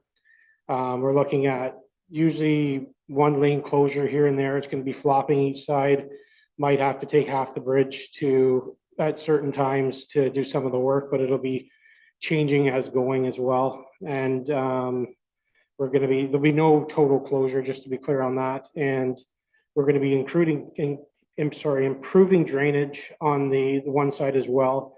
We finding that it's pooling on the deck. We're going to be doing some milling so it runs back to the drains and improving that as well. So Great. Sounds like a lot more than just a little bit more than just Yeah. cosmetic. Yes. Thank you. Anything further? Councilor Keith? Thank you. So just for clarification, I understand about probability of 1 lane closure, approximate time, rough figure as to how long it should take to have this bridge repaired? Like, do you have a figure by Thanksgiving it will be done, or Yeah, we're looking at mid to late October for this work. middle of October for when you do it? No, Or finishing sorry. it by mid-October? So yes, we'll be starting here September 1st and mid to late October for completion. Thank you. Anything further? No? All in favor? That's carried.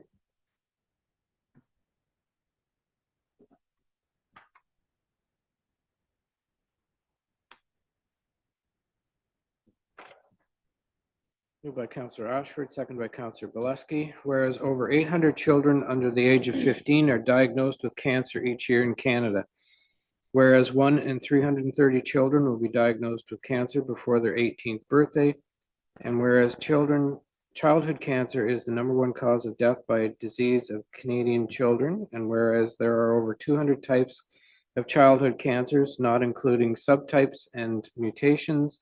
And whereas childhood cancer places a tremendous financial burden on families, and whereas over 75% of childhood cancer survivors live with at least one chronic health condition, and a third of these are severe of life-threatening.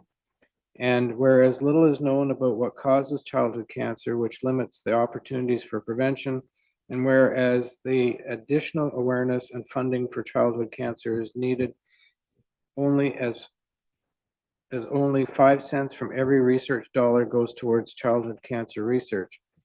And whereas annually, September is officially recognized as Childhood Cancer Awareness Month by the province of Ontario. Now therefore, the Council of the Town of Parry Sound hereby proclaims September 1st to 30th, 2024 as Childhood Cancer Awareness Month in the Town of Parry Sound. Any discussion? All in favor? And that's carried.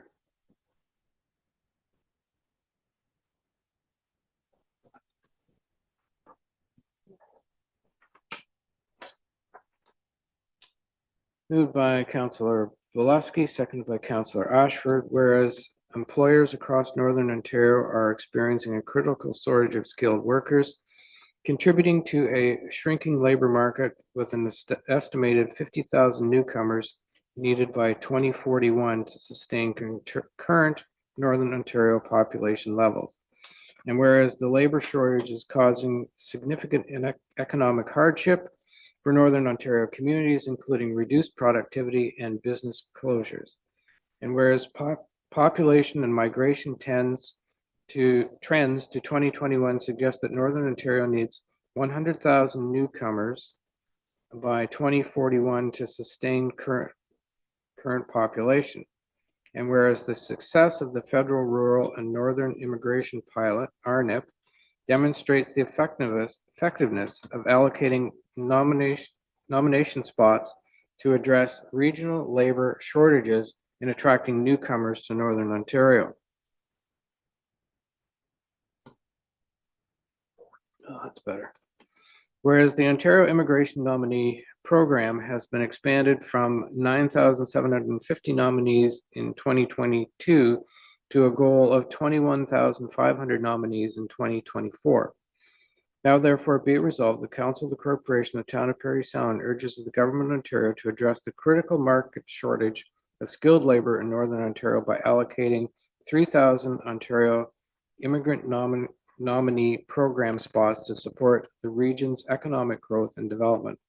Be it further resolved, copies of this resolution be forwarded to the Ontario Minister of Labour, Immigration, Training and Skills Development, local members of Provincial Parliament, the Federation of Northern Ontario Municipalities, and the Parry Sound Chamber of Commerce.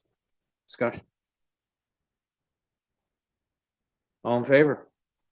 Carried. Thank you. It's appreciated.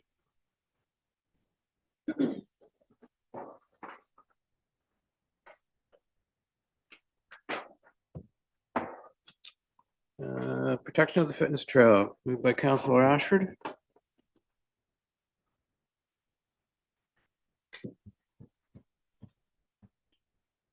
Seconder, Councillor Keith.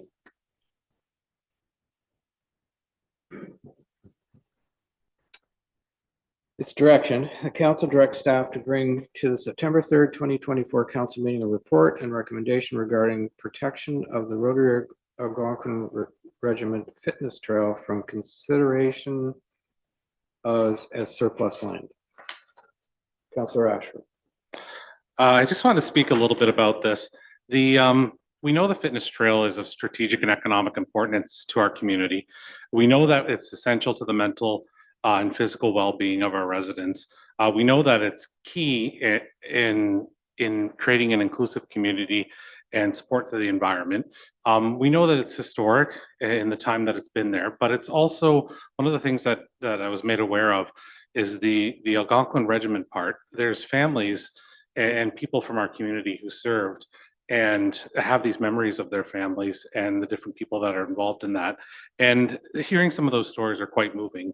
So I want to put this direction forward that since this is almost as essential as it can get as far as our open spaces and recreation in the community, that we add a section, that the staff look into adding a section to our surplus lands bylaw to exclude the properties that are included in the fitness trail from being considered as surplus land.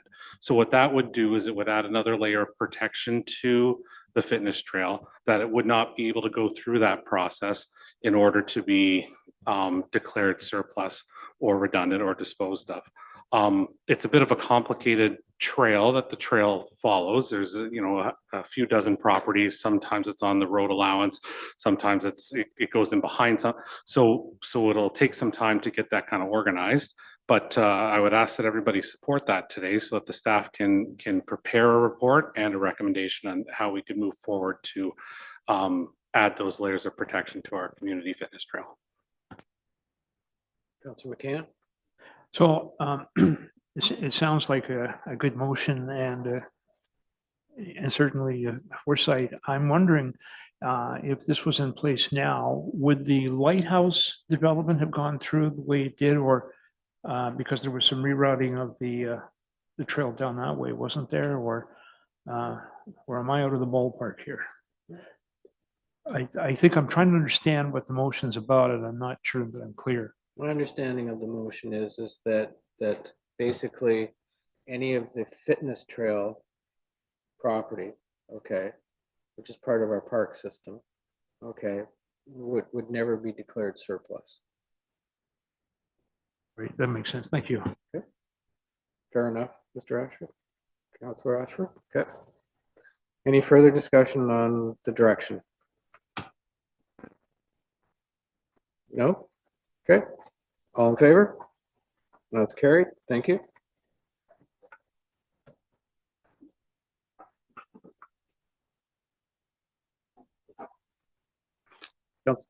Councillor Barnum?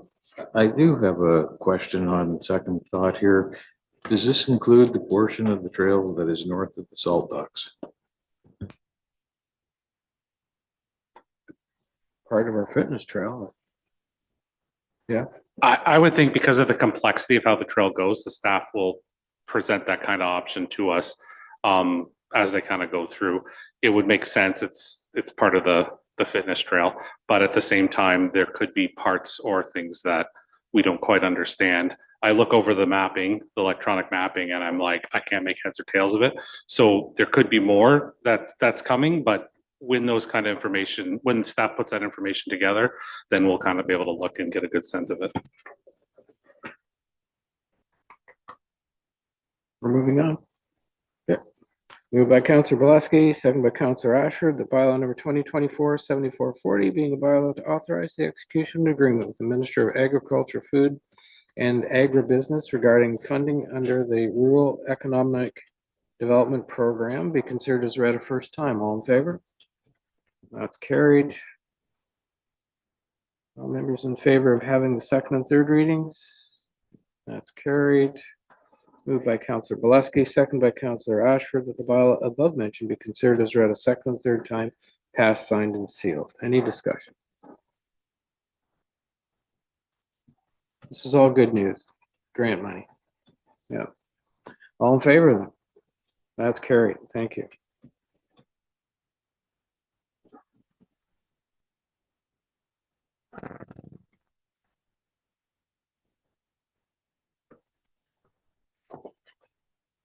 Moved by Councillor Ashford, second by Councillor Bielanski, that bylaw number 2024-7441 being a bylaw to authorize the execution of an agreement with WS Morgan Construction Limited, ACOM Canada Limited, VicWest Incorporated, and 1255539 Ontario Limited, AO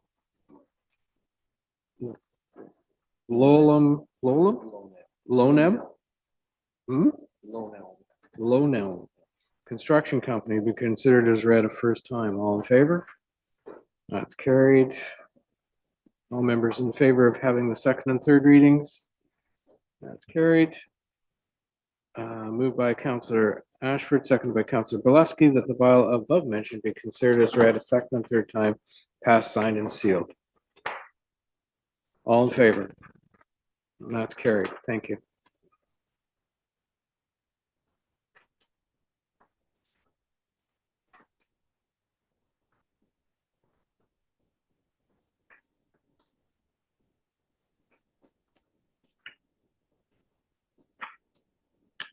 Moved by Counselor Balaski and seconded by Counselor Ashford that bylaw number 2024-7442 being a bylaw to confirm the proceedings of council be considered as read a first time. All in favor? That's carried. All members in favor of having the second and third readings? That's carried. Moved by Counselor Balaski, seconded by Counselor Ashford.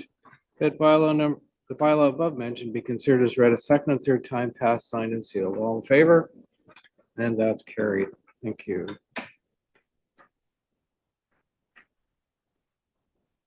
So, prior to adjourning, I'd like to offer the following information to the public regarding the next council meeting. The next meeting of council for the town of Parry Sound is scheduled for Tuesday, September 3rd, 2024 at 7 p.m. The meeting will be held at the town of Parry Sound Council Chambers at 52 Seagland Street, entrance via Gibson Street. It will be live streamed and recorded. All regular council meetings are held at 7 p.m. on the first and third Tuesday of each month, except January and August, where only one regular meeting is scheduled. Council meeting schedule, notices of special council meetings, complete agendas and minutes, and instructions on accessing the live streamed and recorded council meetings are all posted on the town's website. Go to www.parrysound.ca and use the search bar. Your TV airs council meetings on Saturday at 9:30 a.m. following a regular council meeting. And for Cogeco listings, contact www.yourtv.tv. Thank you, everyone, and have a good night.